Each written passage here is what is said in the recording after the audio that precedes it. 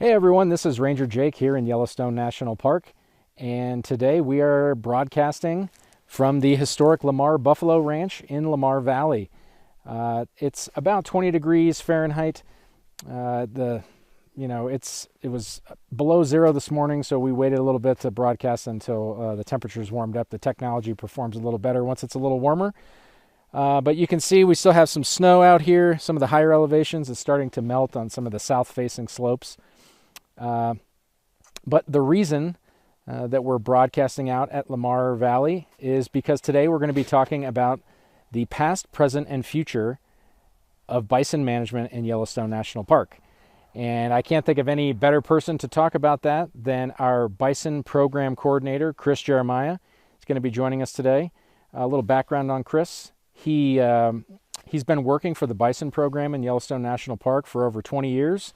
And he has a PhD in studying diseases in wildlife, particularly in bison in Yellowstone National Park. So we're really excited to have this conversation today and to learn a little bit, to share with you about the past, present, and future of bison management. So with that, I'm going to jump behind the camera, and we'll have a little conversation, and I'll have Chris come on the camera.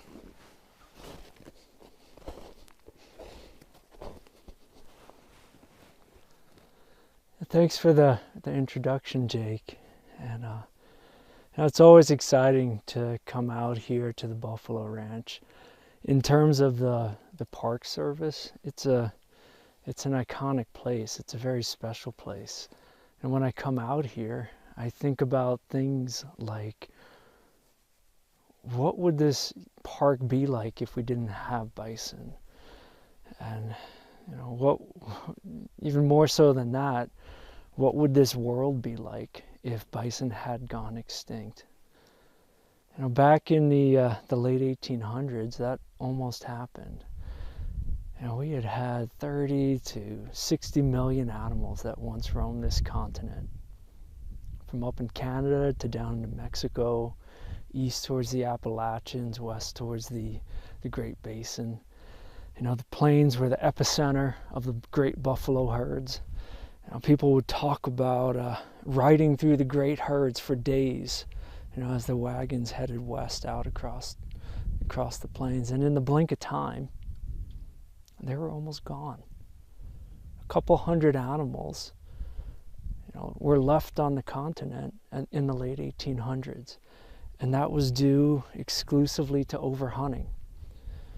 Overhunting for sport, overhunting as a way to remove the most valuable food that sustained Native Americans.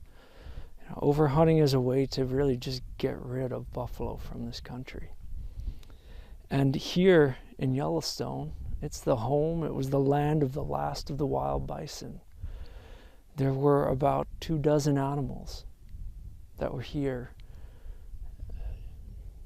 that, were the last of them. It would be about 20 miles this way, south of here.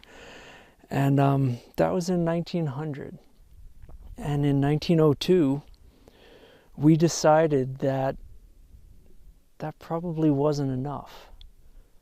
There was a chance that those wild animals would just go extinct because there were so few of them. So we reached out to a few other places in North America where there were still buffalo. The walking coyote herd of today's Confederated Salish and Kootenai tribes, which was then sold to Pablo and Allard and eventually moved those animals up to Elk Island Park in Canada today. We took 18 females, from the walking coyote herd. They were all pregnant at the time. We reached out to Charles Goodnight in Texas, who had owned a couple buffalo. Brought 3 bulls up here from his herd. And we put them together and we created the Buffalo Ranch as a place to ranch, to raise, to bring buffalo back to Yellowstone, bring buffalo back to this country. And the first couple years, what we did is if you can look where I'm facing, which is out into the Lamar Valley, we tilled the grasses that were here. And we put little irrigation ditches in the creeks, Rose Creek, leaving from right below me. And we started growing hay for raising a whole bunch of buffalo. You know, there was a time in the early 1900s where you'd look out into the Lamar Valley and what you would see were fenced groups of buffalo. You would see, you know, riders on horseback kind of moving the buffalo around from day pen to day pen. You'd see, you know, people out cutting hay, and you'd see the giant piles of hay out in the valley. You'd see fences that would keep other animals off of this area so that the hay would be here for the buffalo in the winter. And at the same time, there was something else going on. If you go about 25 miles south of here, 20 miles south of here, there was the wild herd. And those wild herd were still numbering in about 24 animals, and they were just doing what buffalo do, just roaming around the high country. And in the winter, they were living around some thermal features in the Pelican Valley, and every so often you'd see glimpses of them. If you were living at the buffalo ranch, you'd see them kind of come over the crest of these hills, and then they'd kind of go back. And as we got into the 1920s and the 1930s, we started releasing the animals from the buffalo ranch, and we would haze them up into the high country, and then use those same fences that used to keep all the animals out. We would keep the introduced buffalo out of here for the winter and hope that they would mix with the wild herd. And they did. And they would breed together. They would migrate together over the course of the summer. And then in the fall, we'd go right up on these hills on horseback, haze the animals back down here, and hold them here for the winter and feed them hay. Hay that we grew here, hay that we grew up Slough Creek and some other areas of the park. In the mid to late 30s, we took animals from here, about 71 of them, and we moved them to the Firehole, which is by Old Faithful, and we moved them to the Hayden Valley, and we started to repopulate other areas of this park. And that was really the story for the first 50 or 60 years of buffalo conservation. It was raising animals here, reintroducing them to other areas of the park, really, having a husbandry approach to bringing buffalo back here. Had those techniques ever been done in any sort of a national park before? Were we copying everything or any place, or was it like this is the first place and we're just kind of experimenting here? Gosh, that's a really good question. And that reminds me, I left out kind of an important detail that I did want to talk about. We really were the first ones to give it a shot at trying to restore buffalo to this country. Today, there's probably about 19 federal public bison herds. Those are between the Fish and Wildlife Service, the Park Service, the Bureau of Land Management. And those 19 herds probably number about 11,000 animals. And of those 11,000, about 5,500 live here right in Yellowstone, so about half of them. The other half are spread across those other 18 herds. Well, those other 18 herds are generally pretty small. Most of them are 1 to 200 animals. There's a few that are larger, upwards of 1,000. Most of those herds are fenced. Most of those herds are rounded up every fall. And then animals are pulled from the herd and culled in order to control numbers at a set carrying capacity for each park or each Fish and Wildlife Service reserve. And we do that because that's the model that was generally developed for buffalo conservation. That's not the model we use for wolves or elk or trout or eagles. It's just what this country has what we've kind of decided as what works. And, the question you asked is like, are other people doing what we do here? And I'd say, not so much. We still represent, Yellowstone still represents that leading edge of, is it possible to put big numbers of buffalo back on big, wide open landscapes, restore intact ecosystems that have predators, that have herbivores, that have them interacting in, a place where they're allowed to just do exactly that. So, after we went through that ranching period, as we got into the late 1960s, we said, well, let's try something a little different. Let's just let the herds go. Let's shut the buffalo ranch. Let's stop the relocating animals around the park. Let's just see if it works. We've got millions of acres inside this national park. Let's just see if it works. And sure enough, it does. And it did, and it does. Over the 60s, the 70s, the 80s, the bison population did some great things. It started to grow exponentially. Animals began to relearn migrations, moving from the high country up here in Lamar, following the rivers down towards the park boundary in Gardner, Montana, in West Yellowstone. The animals learned to move in sync with the landscape. Wolves were restored to the park as we moved into the 90s. And, we wound up with this ecosystem that's just in balance today. Today, when you look at Yellowstone, when I look at Yellowstone, what I see is a place where you have wolves and other predators, having these trickle-down effects on everything that you see here, to the places that elk use, to the types of plants that grow in riparian areas, to having this big herbivore that evolved that's larger than all of its predators, having this bubble up effect on the economy or the ecosystem of Yellowstone, changing the timing and the rate at which plants grow, stimulating the amount that plants grow and when they grow, and changing those plant communities. So you've kind of got this Yellowstone today that is this balance between top predators and the mega herbivore that's really setting the stage for a park that's probably in a better state than it has been since it was created 150 years ago. It's funny, when I go out here today, I'm out here with park visitors or whatnot, a lot of people don't know exactly what they're looking at. They might come out here and a lot of times if you ask people to say, what does a pristine ecosystem look like? And you close your eyes, you'll see, the snow-capped mountains. You'll see the meadows with the rivers winding through them. You'll see the trees on the side of the mountains, the cottonwoods and the aspens turning yellow in the fall. You see waist-high grasses blowing in the wind. You see maybe like a little group of elk off in the corner of the trees, or maybe you see some that's the image we've all been taught as like what an ecosystem, what this area should look like.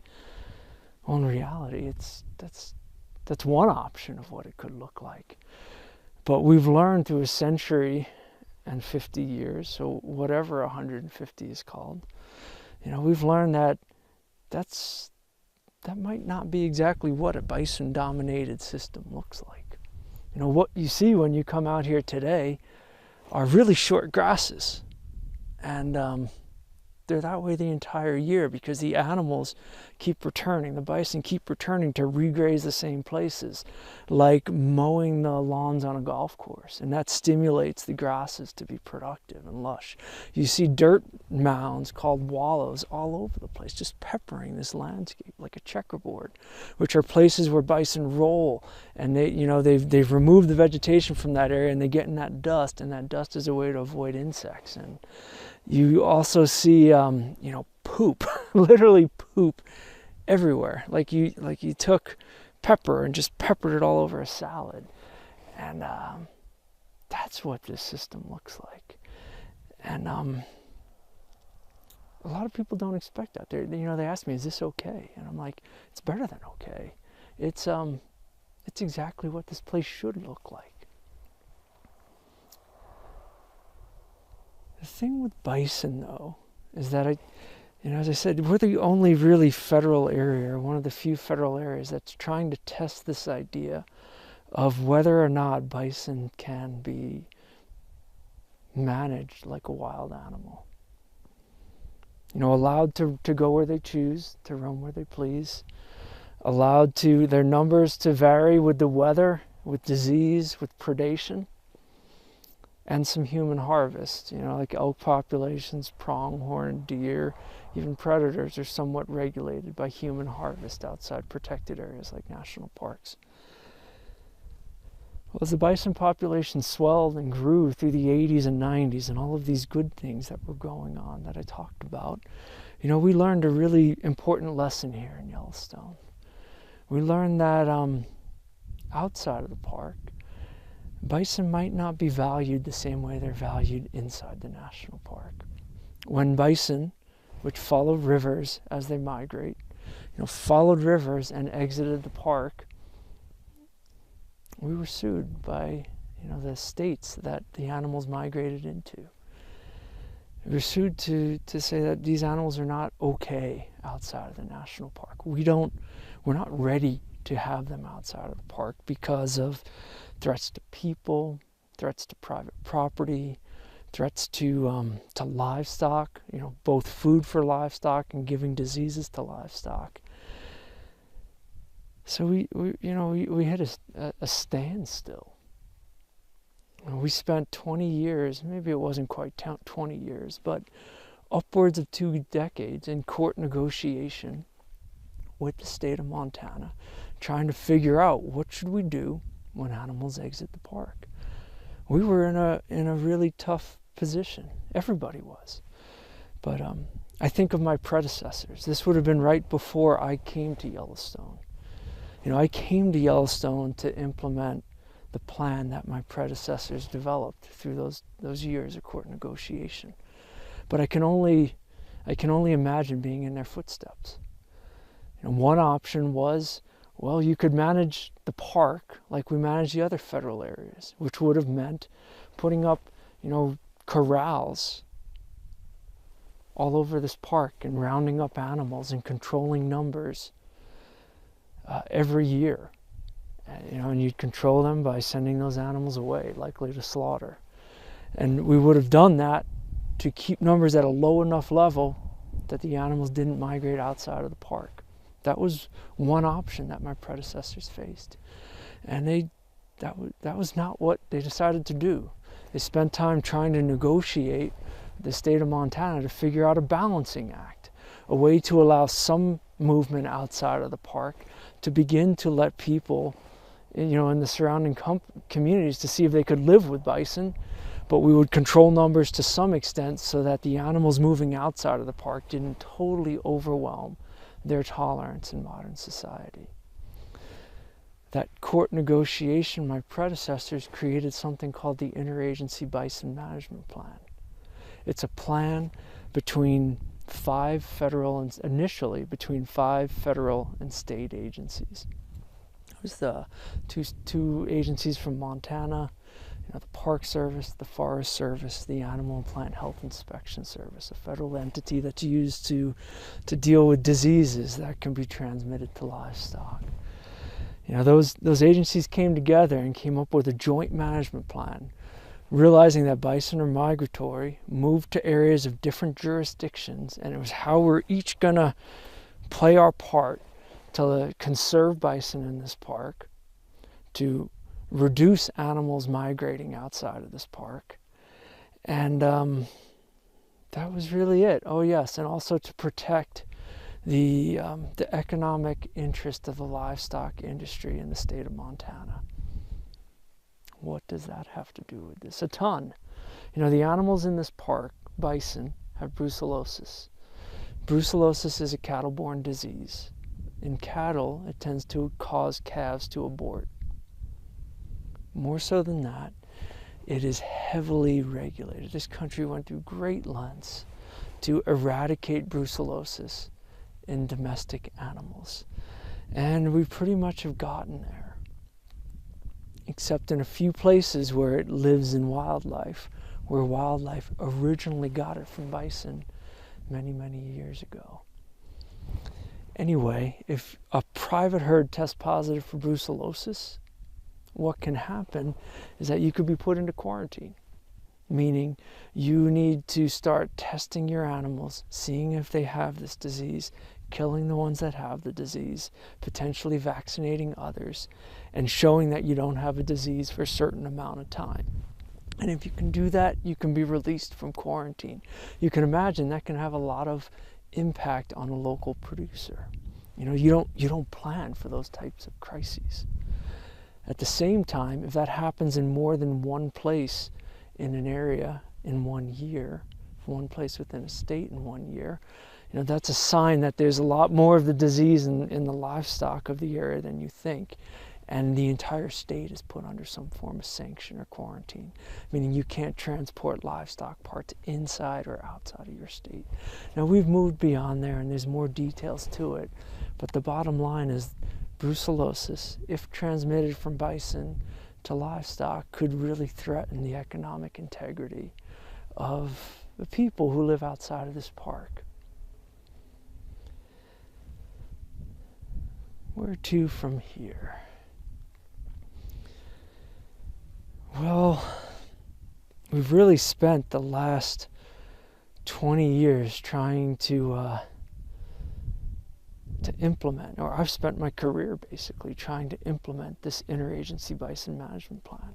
So what that means is that when animals start to migrate outside of the park, we either haze them back into the park, we round them up near the park boundary into facilities that look, a more contemporary version of these corrals, and those animals are sent to slaughter.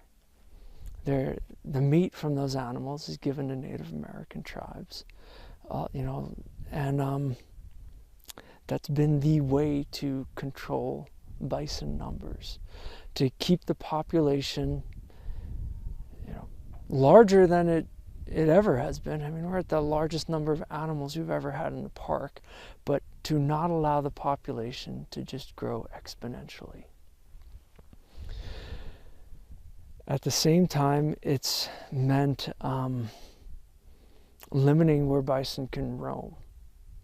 So we've established, or I should say the state of Montana has established tolerance areas outside of the park that identify where bison can be and where they cannot. And when animals roam outside of those areas, they're moved back inside the park. We're at the point, I guess there's some more details too. As we've implemented this plan over decades, there's a lot of things we've learned. One is that there's a way to engage other stakeholders that are connected to Yellowstone bison. One of those being Native Americans or American Indians. Over time, various tribal entities became members of the Interagency Bison Management Plan. Some of those tribes, their goal was to return live bison back out to Indian country. Others were to use triatized hunts to harvest animals that have exited the park and otherwise would be rounded up and sent to slaughter. Today, there's upwards of 8 Native American tribes that harvest animals when they exit the park. There's also another group called the Intertribal Buffalo Council that works with us to try to return bison back to Native American lands. We've spent much of the last 10 years trying to figure out, is there a way to get live Yellowstone bison back out of this park? I should have, a lot of people ask me that right off the bat. Why don't you just, catch the ones that are leaving the park and send them alive elsewhere, to zoos, to other public lands, to tribes, to places where they could live out their lives. It wasn't possible until just recently. The reason why is that the animals in this park have that disease called brucellosis. If you went out into the herds today, roughly 50 to 60% of the animals would test positive for being exposed to the disease using a blood test. And state of Montana law prohibits the transfer of animals across state highways alive unless they're first certified as brucellosis free. That ain't an easy thing to do. You can't just test an animal one time and say that it does or does not have brucellosis. The bacteria, has this tricky way of getting into the body and then lying in a latent or inactive form for a long period of time, maybe upwards of a year, before it becomes active and the body recognizes it. And therefore you can detect it using blood tests that test for things called antibodies, which are the body's response to disease. So we worked with the Animal and Plant Health Inspection Service and the state of Montana and the Assiniboine and Sioux tribes of Fort Peck to develop a procedure to identify animals as brucellosis free, send them back out to tribal areas. This program is called the Bison Conservation Transfer Program. It's led to the largest transfer of Yellowstone bison back out to Native American tribes in history. Now, these numbers don't sound like a lot. They sound symbolic at best. As 182 animals in the last 3 years moved out to roughly 20 tribes. And it is symbolic right now, because at the same time, thousands of animals have been either harvested or sent to slaughter outside of the park. And everything I've learned with bison is that it takes time. It takes time, building the trust with the different stakeholders. It's really, a previous superintendent told me once with bison, probably with everything, but he was talking about bison.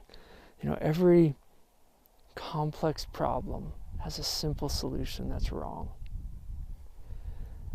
And I live that every day. Every day we're trying to figure out what can we do to move, to break new ground on restoring bison. Standing here at the Buffalo Ranch, this is where it all started. We built these pastures. We brought animals back to this park. It's the greatest conservation of this park in its history. When we took them down, that's probably even bigger conservation story. And what we did is we moved these pastures down to the park boundary because modern society and the states weren't ready for bison to leave national parks. And we used them to catch animals that were leaving and kill them. And now we've moved beyond that to some extent. We figured out how to also catch them and, within the constraints of today's world, move them back out to start other herds among people who care about them as much as anyone. Native Americans who have a unique connection to Yellowstone bison. They see these animals as closest ancestral connection possible, because this was the last of the wild buffalo. These were the last animals that weren't rounded up, put behind some fences, or put on a reservation. So getting them back and becoming a stakeholder and a steward for this issue going forward, it's a huge success.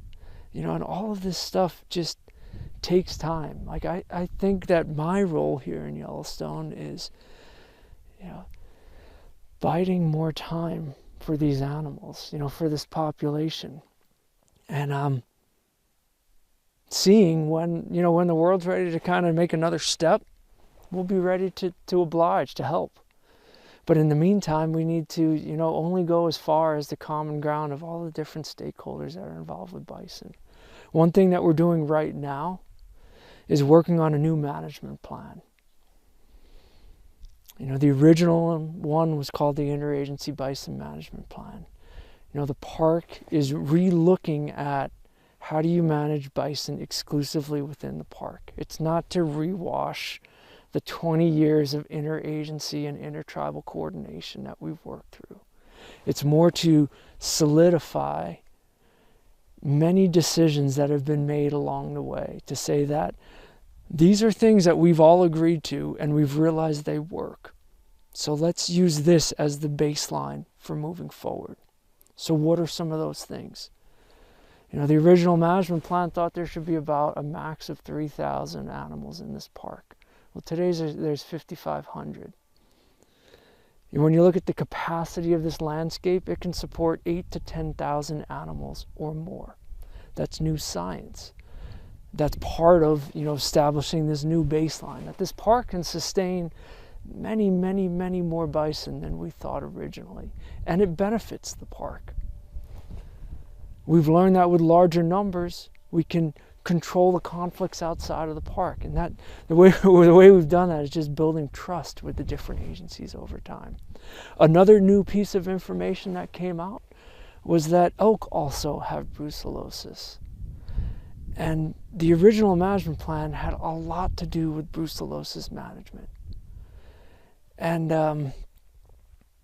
the infection is in the elk that are standing next to the bison in this park.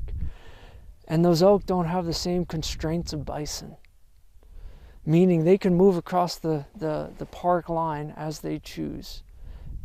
And in fact, transmit brucellosis to livestock in this area 30 times in the last 2 decades.